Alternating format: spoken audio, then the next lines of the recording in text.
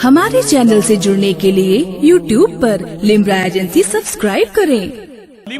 खाक हो जाए अदू जलकर मगर हम तो रजा, दम में जब तक दम है जिक्र उनका सुनाते जाएंगे। अरे मेरी आवाज पहुंचती है कि बस ऐसे ही बोलते हैं आप? मैं तो नहीं जान पाता कि मेरी आवाज यहां तक आती है कि जो मेरे सरकार पे दिल से फिदा हो जाएगा। सुभान अल्लाह, सब मिलकर यहां तक कहे, बस आवाज आनी चाहिए कि जो मेरे सरकार पे दिल से फिदा हो जाएगा उससे राजी हश्र में रब्बुल उला हो जाएगा। अब इसके बाद आने वाले शेर पर अगर मेरी जमात के उलमा बोले तो ठीक है, वरना इन सब को उठा के वहां कर दीजिए। आप सब यहां आ जाइए कि जो मेरे सरकार पे दिल से फिदा हो जाएगा। इतना अफरा तफरी है कि इतना तो मैं उसमें नहीं परेशान था, फ्लाइट में, सही बता रहा हूं कि जो मेरे सरकार पे दिल से फिदा हो जाएगा उससे राजी हश्र में रब्बुल उला हो जाएगा। और एक ही सजदा किया शब्बीर ने ये सोचकर, दूसरा सजदा कयामत में अदा हो जाएगा।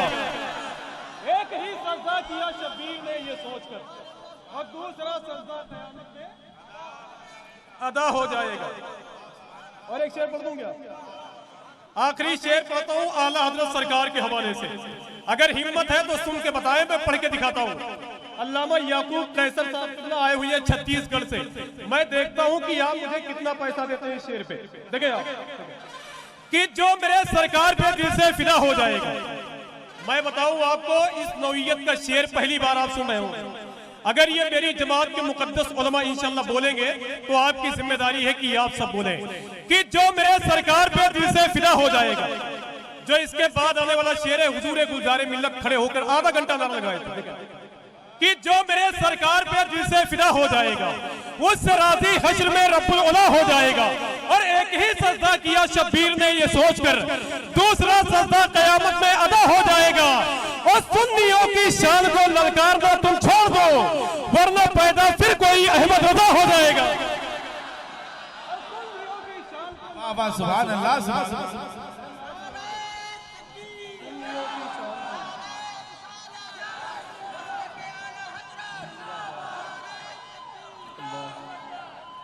सुन्नियों की शान को ललकारना तुम छोड़ दो, वरना पैदा फिर कोई अहमद रजा हो जाएगा। अगर ऐसे ही गाड़ी की आवाजें आती रहेंगी तो शेर भूलने में आसानी होगी। अल्लाह का शुक्र कि जो मेरे सरकार पे दिल से फिदा हो जाएगा। आइए, बड़े ही अदब और एहतराम के साथ इतनी बड़ी महफिल कारी रोशनुल कादरी साहब ने सजाई है। अल्लाह का बड़ा एहसान है, अजीम शान इदारा लखनऊ शहर की गोद में परवरिश पा रहा है। तो मैं गुजारिश करता हूँ खतीब हिंदुस्तान अल्लामा मुफ्ती रहमतुल्लाह साहब मिसबाही की बारगाह नूर में कि जितने लोग यहाँ मौजूद हैं वो मेरे ख्याल से आपकी तकरीर को इस वक्त सुनना चाहते हैं। आइए, नारों से इस्तकबाल कर ले। नारे तकबीर, नारे रिसालत, एजाज़े कुरान कॉन्फ्रेंस, उलमाए अहले सुन्नत, अवामे अहले सुन्नत, आमदे हुजूर गुलजारे मिल्लत, नाराए तकबीर, नाराए रिसालत।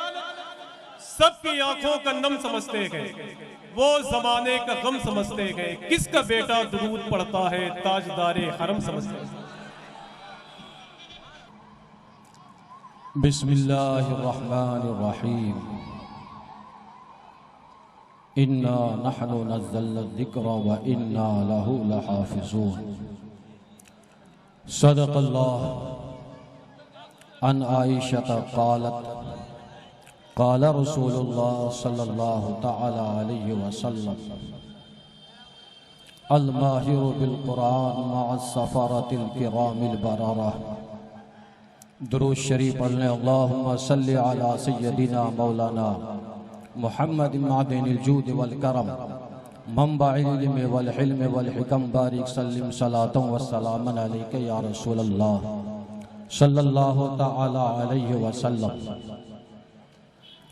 इजाज़े कुरान कॉन्फ्रेंस में शिरकत करने वाले तमाम खुश नसीब मुसलमानों, आपने सुना होगा, अहले स्टेज पढ़े भी हैं और सुने भी हैं, नाम का असर होता है। नाम जैसा रखा जाता है, इसीलिए कहा जाता है कि अच्छा नाम रखो। उस नाम का एक असर भी जाहिर होता है। इस प्रोग्राम का जो नाम रखा गया हुआ है एजाज़ कुरान कॉन्फ्रेंस, सबसे पहले तो आप एजाज ही को आप समझें कि ये एजाज क्या है। ये एजाज जिसका माना बुलंदी के है, लेकिन हासिल तो ये है, एजाज़ कुरान का मतलब ये है वो कलाम,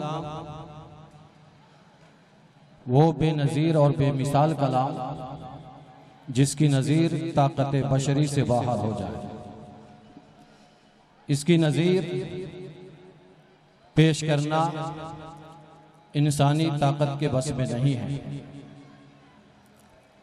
इस एजाज को समझने के लिए बुनियादी तौर पर तो दो बातें चाहिए। एक ये कि जिनके सामने एजाज पे गुफ्तगू हो रही है वो साहिब लिसान हो, और एजाज उर्दू लफ्ज तो है नहीं, अरबी लफ्ज है। इस लिहाज से आपका साहिब लिसान होना जरूरी था, लेकिन आप उस लिहाज से साहिब लिसान है नहीं। लेकिन फिर भी कोशिश की जाएगी कि इस एजाज के मफहूम को कुछ हद तक आप समझ सकें। एजाज को समझने के लिए ज़ौक़, शौक़ और विजदान का होना ज़रूरी है। वैसे इसी एजाज को समझने और समझाने के लिए फसाहत व बलागत में कुछ किताबें, कुछ उसूल और ज़ाब्ते मुकर्रर किए गए हैं। उन्हीं ज़ाब्तों को समेट करके एक किताब नाम रख दिया गया है तलखीसुल मिफ्ताह, जिसमें उसके कुछ उसूल और ज़ाब्ते मुकर्रर किए गए हैं। ऐसे ही कुछ ज़ाब्ते मुतय्यन किए गए हैं और उस किताब का नाम रख दिया गया है मुख्तसरुल मानी। वो भी दाखिले दर्स निज़ामी है। लेकिन ये याद रहे, उलमाए किराम जो जानते हैं कि ये इन उसूल और ज़ाब्तों से ये हतमी और यकीनी फैसला नहीं हो सकता कि यही एजाज है।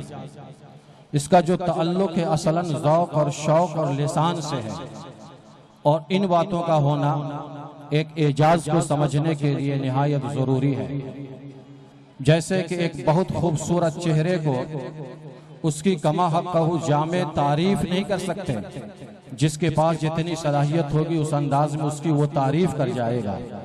जैसे खुशबू की जामियत को समझने के लिए जिसके ज़ौक़ और शौक़ और विजदान की जितनी जैसी कैफियत होगी उसी हिसाब से वो समझेगा और उस पर अपनी वो बातें करेगा।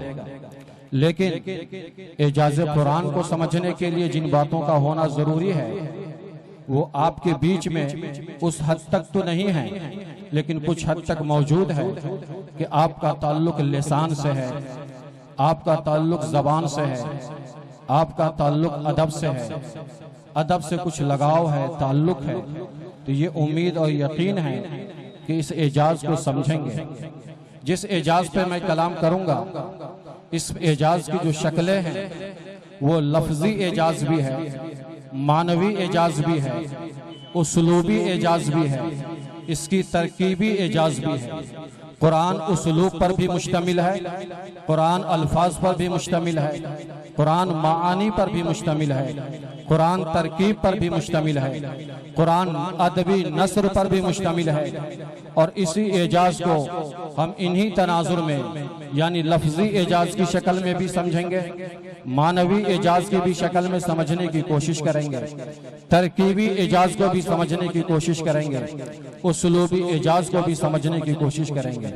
इसी एजाज को मिटाने के लिए कुफ्फार व मुशरिकीन ने बुनियादी तौर पर जो 5 मंसूबे बनाए थे और उनके 5 मंसूबे जो फेल हो गए थे, उन 5 मंसूबों पर भी हम मुख्तसरन कलाम करेंगे कि उनके 5 मंसूबे कैसे फेल हो गए। इस एजाज पर गुफ्तगू इंशाअल्लाहुल अजीज कुछ हद तक तो हम करने की सआदत हासिल करेंगे, लेकिन इससे कबल इतना मोतबर, इतनी अजीम शान किताब, जिस किताब के बारे में खुद खालिक कायनात मुख्तलिफ उसलूब में, मुख्तलिफ मकाम में, मुख्तलिफ अंदाज में, इसकी तारीफ में, इसकी तौज़ीह में, इसकी तशरीह में, इसकी तारुफ में अल्लाह इरशाद फरमाता है मसलन सूरह बकरा की इब्तिदा में इरशाद फरमाता है ज़ालिकल किताबु ला रैब फी, जिस किताब को नूरुल इस्लाम के तलबा अपने सीने में महफूज किए हुए हैं, उस किताब के तारुफ में रब इरशाद फरमाता है ज़ालिकल किताबु ला रैब फी, ये वो अजीम शान किताब है जिसमें शक शुबहे की गुंजाइश नहीं है। इसी किताब की अजमत और शान को रब ने यूं इरशाद फरमाया लौ अनज़लना हादल कुरान अला जबलिन लरअयतहु खाशिअम मुतसद्दिअम मिन खश्यतिल्लाह, अगर मैं इस कुरान को पहाड़ पर उतार देता तो खशियत रब्बानी से यह कुरान, खशियत रब्बानी से पहाड़ रेजा रेजा हो जाता। इसी कुरान के बारे में रब इरशाद फरमाता है इन्ना नहनु नज़्ज़लना ज़िक्रा व इन्ना लहु लहाफ़िज़ून, बेशक इसको मैं ही उतारने वाला हूँ और इसका मुहाफिज भी मैं ही हूँ। इसी कुरान के बारे में और भी दीगर मकाम पे परवरदिगार आलम ने मुख्तलिफ उसलूब में इरशाद फरमाया, लेकिन इस कुरान को तलबाए नूरुल इस्लाम ने जो अपने सीने में महफूज किया है, मुख्तसरन एक दो हदीस की रोशनी में हम उन सीनों की अजमतों को और उजागर कर दें ताकि उनका हौसला बुलंद हो जाए और उसी बुलंदी हौसला में वो भी और उनके वालिदैन भी एजाज को समझने की कोशिश करेंगे। अन आइशा रज़ियल्लाहु ताला अन्हा क़ालत क़ाला रसूलुल्लाह सल्लल्लाहु ताला अलैहि वसल्लम, सैयदा आयशा से रिवायत है, फरमाती हैं कि रसूल पाक सल्लल्लाहु अलैहि वसल्लम ने इरशाद फरमाया है अल माहिर बिल कुरान मा अस्सफरातिल किरामिल बरारा, कुरान का जो माहिर होगा, कुरान का जो हाफिज होगा, कल मैदान महशर में वो मुअज़्ज़ज़ फरिश्तों के साथ होगा। उनको जो अल्लाह रखेगा वो फरिश्तों के साथ रखेगा, नबियों के साथ रखेगा। जनाब उमर की रिवायत की रोशनी में सुने अन अब्दुल्लाह इब्न उमर रज़ियल्लाहु ताला अन्हुमा क़ाल क़ाला रसूलुल्लाह सल्लल्लाहु अलैहि वसल्लम, अल्लाह के रसूल सल्लल्लाहु अलैहि वसल्लम इरशाद फरमाते हैं युक़ाल लिसाहिबिल कुरान, हाफिज कुरान से कल मैदान महशर में कहा जाएगा इक़रा वर्तक़ी, ए हाफिज कुरान तू कुरान पढ़ता जा और जन्नत में चढ़ता जा। फ़इन्ना मंज़िलतका, उससे क़ब्ल ये इरशाद फरमाया तुरत्तिल कमा कुन्ता तुरत्तिल फिद दुनिया, ए हाफिज कुरान तू जन्नत में तेरा ठिकाना वो वहां पे तय हो जाएगा जहां पे तू कुरान की आखिरी आयत पढ़ेगा। तू तरतील के साथ ठहर ठहर के जन्नत में कुरान करीम की आयत करीमा को तू पढ़ता जा। फ़इन्ना मंज़िलतका इंद आखिरी आयतिन तक़रअ बिहा, तेरी मंजिल जन्नत में वहां पर है जहां पे तू कुरान की आखिरी आयत पढ़ेगा। अल्लाह के रसूल सल्लल्लाहु अलैहि वसल्लम ने हुफ़ाज़ किराम की अज़मत और शान को इस अंदाज में बयान फरमाया। और एक मकाम पर अबू उमामा बाहिली की रिवायत में अन अबी उमामा अल बाहिली रज़ियल्लाहु ताला अन्हु समिअतु रसूलल्लाह सल्लल्लाहु अलैहि वसल्लम क़ाल, कहते हैं मैंने रसूल पाक सल्लल्लाहु अलैहि वसल्लम से ये फरमाते हुए सुना है, मेरे आका इरशाद फरमाते हैं इक़राउल कुरान फ़इन्नहु याती यौमल क़ियामा शफ़ीअन लि अस्हाबिही, कुरान को पढ़ते चले जाओ इसलिए कि ये कुरान मैदान महशर में तुम्हारा शाफ़े बनकर आ जाएगा। इस कुरान से तुम्हें वहां भी फायदा पहुंचेगा और यहाँ तो फायदा पहुंच ही रहा है कि अब तेरा मकाम कुछ और हो चुका है। और मसाइले शरिया की रोशनी में एक मसला मजीद यहाँ वाज़े कर दो, चूंकि अभी यहाँ पे जिक्र चला था फ़क़ीह आज़म हिंदुस्तान साहिब बहार शरीयत मुसन्निफ़ बहार शरीयत अल्लामा अमजद अली खान रहमतुल्लाह ताला अलैह का और आप ही के कुंबे खानदान की एक जात की यहाँ पर आमद हुई। नबी राय हुजूर सदरुल शरिया अल्लामा फैज़ानुल मुस्तफ़ा साहब क़िबला आज़मी की आमद हो चुकी है। तो उनके बयान कर दो फतवे की रोशनी में एक मसला सुनो। कहा यह गया है अगर ऐसा वक्त आ जाए तो कब्र एक हो और मय्यत दो हो और उन दो मय्यतों को एक ही कब्र में रखना हो, ऐसी सूरत में एक मुर्दा हाफिज कुरान हो और एक मुर्दा गैर हाफिज कुरान हो तो किसको पहले रखा जाएगा, किसको बाद में रखा जाएगा? तो ग़ज़वा उहद से इस्तिशहाद करते हुए फैसला कर दिया हाफिज कुरान को कब्र में पहले रखा जाएगा और गैर हाफिज को बाद में रखा जाएगा।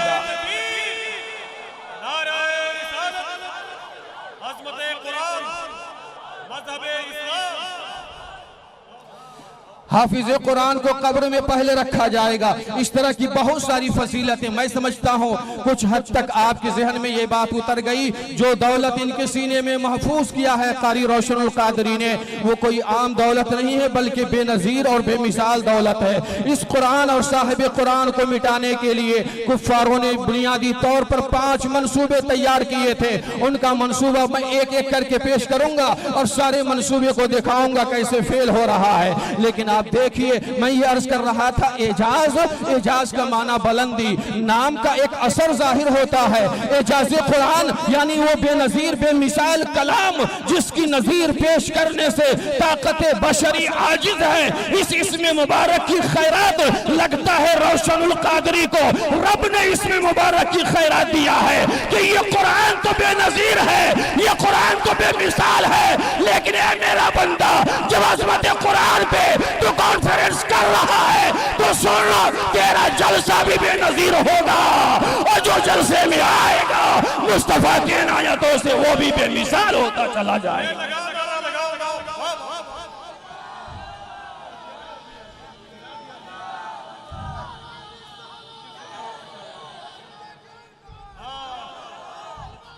एजाज बुलंदी को कहते हैं। रब की तरफ से ये इनाम मिला, खैरात दिया है रब ने।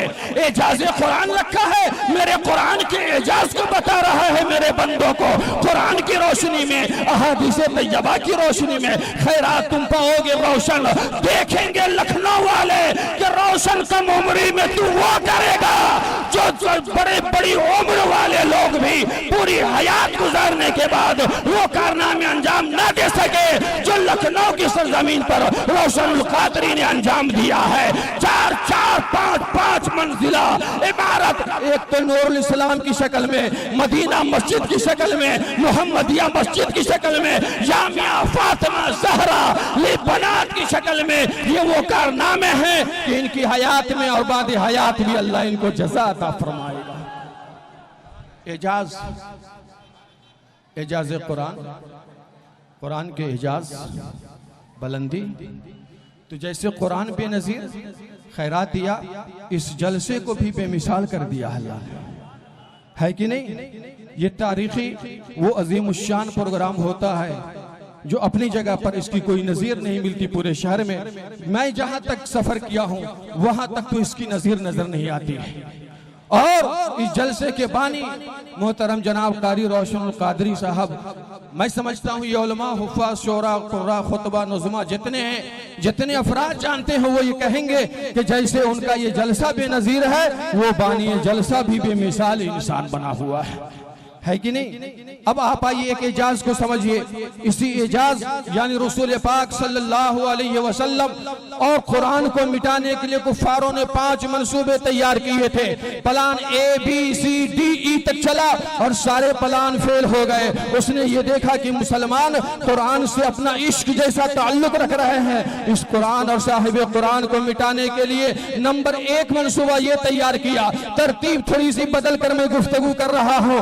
एक मंसूबा ये तैयार किया कि कुरान क्यों फैल रहा है, रसूल की जबान से जो कलमा निकल रहा है सुनने के बाद लोग रसूल के दीवाने हो रहे हैं। लिहाजा पता ये चला रसूल की जबान में चाशनी है, तासीर है, असर है। उनके असर से मुकाबला करने के लिए एक साहिब लिसान की जरूरत है। अपनी जमात का बहुत बड़ा खतीब, वो खतीब रूहुल अमीन तो नहीं था, वो डॉक्टर रूहुल अमीन की शक्ल में अगर खतीब आज़म दुनिया, खतीब आलम इस्लाम अगर होता तो उस खतीब का मुकाबला डॉक्टर रूहुल अमीन कर चुका होता।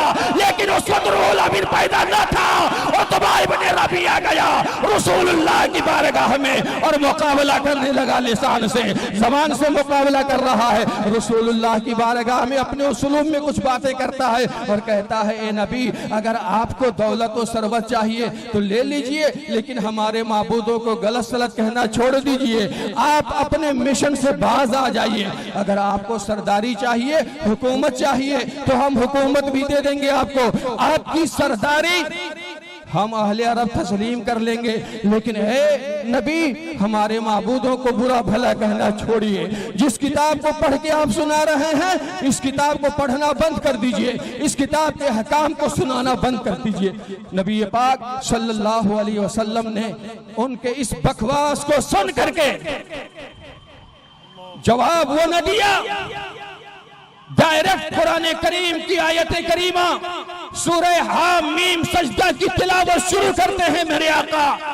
जैसे ही आप हामीम सजदा की तिलावत फरमाते हैं, उतबा इब्ने रबिया बैठा हुआ है, खुद उसका ये बयान था कि मुस्तफा की जबान से वो कलिमात निकल रहे थे और मेरे अंदर लर्जा तारी हो रहा था।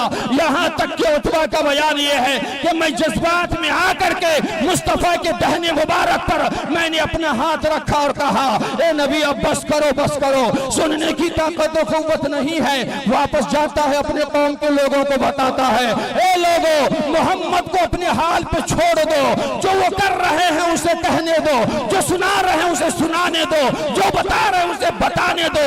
अगर वो गालिब आ गए तो उनका गलबा तस्लीम कर लेना, और अगर मगलूब हो गए तो उनसे पीछा छूट जाएगा, लिहाजा उनसे पंगा मत लो। अल्लाह के रसूल सल्लल्लाहु अलैहि वसल्लम ने उसके बकवास का मुकाबला अपनी जबान से किसी और कलमे से नहीं बल्कि कुरान करीम की आयत करीमा सूरह हामीम सजदा से किया है। इससे ज़हन दिया है मेरे आका ने अपने गुलामों को, है मेरे गुलामों अगर तुम भी मैदान मुनाजरा में उतरते हो, कोई तुमसे बकवास करता है तो बकवास का जवाब बकवास से मत देना, बदतमीजी का जवाब बदतमीजी से मत देना। तेरे पास सरचश्मा हिदायत कुरान है तो कुरान से मुकाबला करना। हर कुफ्र और शिर्क का खात्मा कुरान से हो जाएगा। मक्का की सरजमीन पर हमने कुफ्र और शिर्क का खात्मा किया था, इसी कुरान करीम से किया था।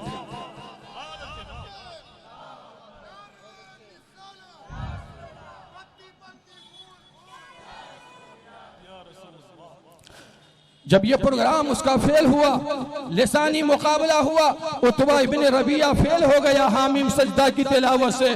जब ये मंसूबा उसका नाकाम हुआ, दूसरे मंसूबे को लाया और कहा अब ऐसा किया जाए, डायरेक्ट इसका कलाम रब्बानी होने से इनकार किया जाए और ये कहा जाए जो मोहम्मद पढ़ के बता रहे हैं ये अल्लाह का कलाम नहीं है बल्कि ये तो जादूगर है और जादू के कलिमात हैं। ये उनका ख्याल आया, सबने इत्तेफाक किया और मक्का की सरजमीन पर ऐलान आम किया कि जो नबी पेश कर रहे हैं वो अल्लाह का कलाम नहीं है बल्कि ये इंसानी कलाम है, ये जादूगर है। तो कुरान ने फिर उसको ललकारा और उसको छोड़ा नहीं। कुरान ने चैलेंज किया, कुरान की ज़बान में आयत करीमा सुनो, कुल ला इज्तमाअतिल इंसु वल जिन्न अला अन यातू बिमिस्लि हाज़िल कुरान ला यातूना बिमिस्लिही वलौ काना बादुहुम लिबादिन ज़हीरा।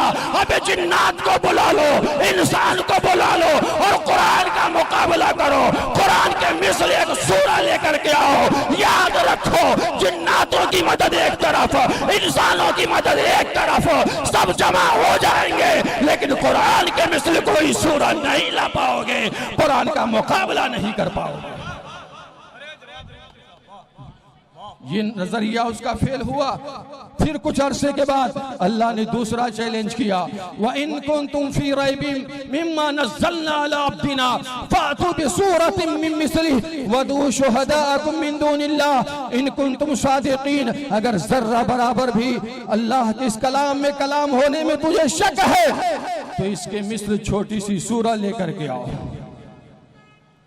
वदू शुहदाअकुम मिन दूनिल्लाह, अल्लाह के अलावा जितने तेरे मुईन और मददगार हैं सबको बुला लाओ। याद रखो इसमें भी तुम नाकाम हो गए। कुरान के तर्जमे और बयान से क्लियर हो गया कि वो कुफार और मुशरिकीन इस चैलेंज में भी लाजवाब हुए और ये चैलेंज सुबह क़यामत तक उन पे ये कर्ज रहेगा और इसका ये जवाब सुबह क़यामत तक नहीं दे सकते हैं। जब ये मंसूबा भी फेल हो गया उसका तो तीसरा मंसूबा सामने लाया कि अब तो ये भी मुश्किल हो गया।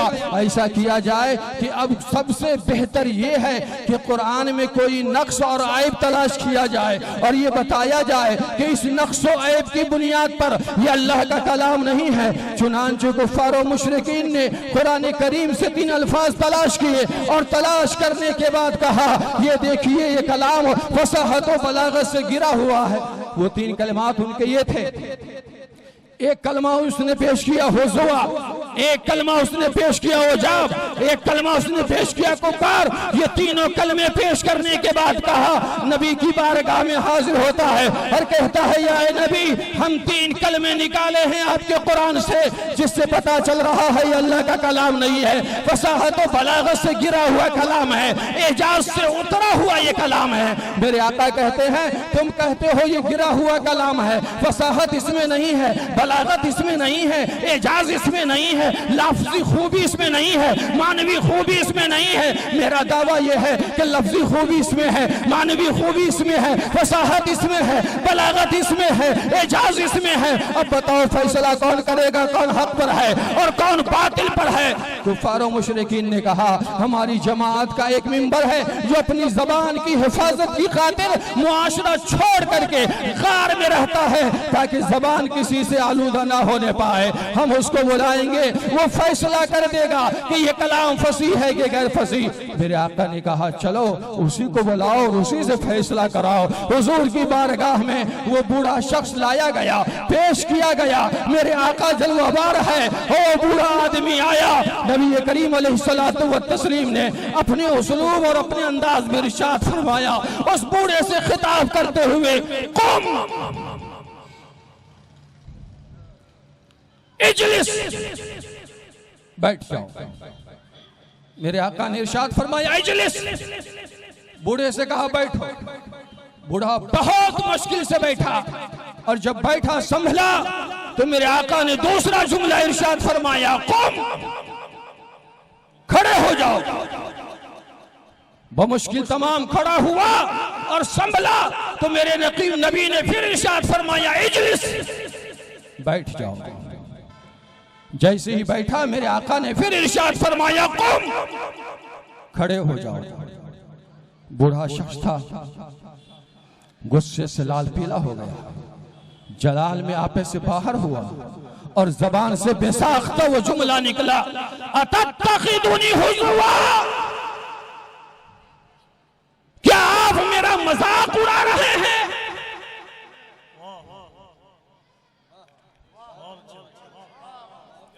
उसने 3 कलमे निकाले, कहा हुज़ुआ गैर फसी, उजाब गैर फसी, कुबार भी गैर फसी।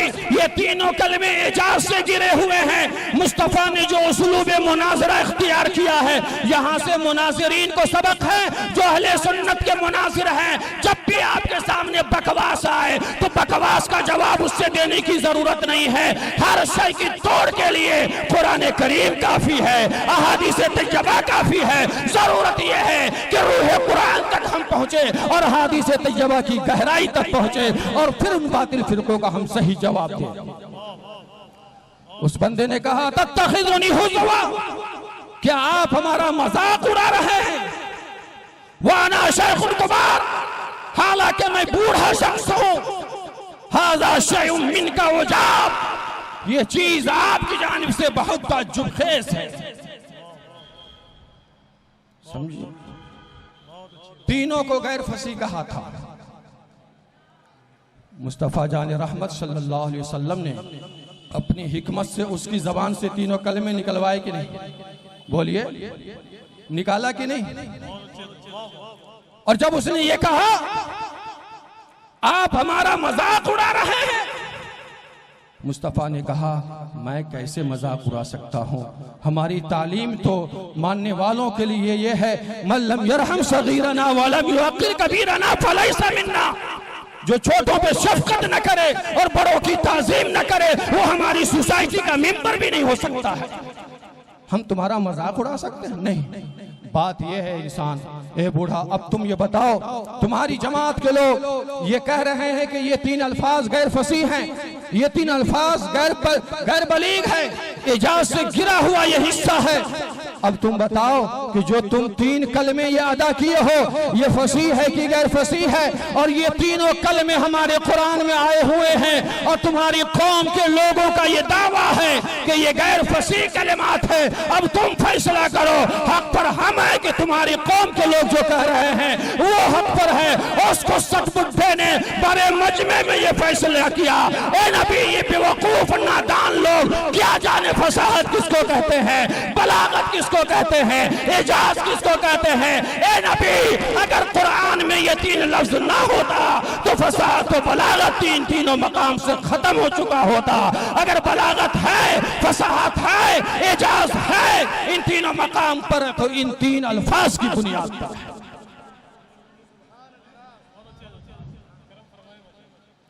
मुनाजरे को मैदान मुनाजरा में उतरा था। हुज़ूर पाक सल्लल्लाहु अलैहि वसल्लम ने उसलूब से ही मुनाजरे को हल कर दिया, किया कि नहीं? मेरे आका को यह मालूम था कि मैं ऐसे ऐसे बोलूंगा, ये गुस्से में आएगा और फिर जबान से ये कलमा अदा करेगा। मेरे मुस्तफा को यह पता रहा कि जब मैं इस उसलूब को इख्तियार करूंगा तो इसके दिल में जो छुपे हुए कलिमात हैं वो जबान पर लाकर जाहिर करेगा और पूरी कौम के सामने खुद उसके सरदार की जबानी, उसकी जिल्लत और रुसवाई सामने आ जाएगी। चुनांचे ऐसा ही हुआ। कुरान के इजाज, फसाहत और बलागत को उन लोगों ने उस वक्त नबी करीम अलैहिस्सलातु व तस्लीम के सामने जाहिरन सही सर खम कर दिया और कबूल किया। समझ गए? इस तरह से उसका ये मंसूबा भी फेल हो गया। जब सारे मंसूबे में नाकाम होते चले गए, फेल होते चले गए, तो आखिरी फैसला किया, अब बेहतर तो यही है कि बानी इस्लाम कुरान और साहिब कुरान का खात्मा अगर करना है तो मोहम्मदुर रसूलुल्लाह का खात्मा किया जाए। अगर नबी को मिटा दिया जाएगा कुरान खुद ब खुद मिट जाएगा। चुनांचे कुफ्फारों ने ये तय कर लिया और भरी मजलिस में इत्तेफाक राय से ये बात पर इत्तेफाक किया कि नबी को कत्ल कर दिया जाएगा। और उस मीटिंग में, उस मजमे में सैयदना हजरत उमर फारूक रज़ियल्लाहु ताला अन्हु भी है। उन्होंने कहा जब ये काम करना ही है तो इस कारनामे को मैं ही अंजाम दूंगा। इस कारनामे को अंजाम देने के लिए हजरत उमर फारूक रज़ियल्लाहु ताला अन्हु निकले और जिस इरादे से निकले उस इरादे में कामयाब क्या होते कि कुरान का जो एजाज था वो इस मकाम पे पहुंचाया। अभी कुफ्र और शिर्क के खाने में थे, एजाज कुरान ने उसे मोमिनीन के खाने में रखा और मोमिनीन का सरदार भी बनाया, खलीफा दोम तक पहुंचाया है। ये कुरान का एजाज है। हज़रात गिरामी, इजाज़त कुरान पर इंशाअल्लाहुल अज़ीज़ अभी बहुत सारे उलमा और खुतबा मौजूद हैं। उनकी तादाद को देखते हुए अभी हम इन्हीं बातों पर इक्तिफा करके अपनी गुफ्तगू मुकम्मल कर रहे हैं।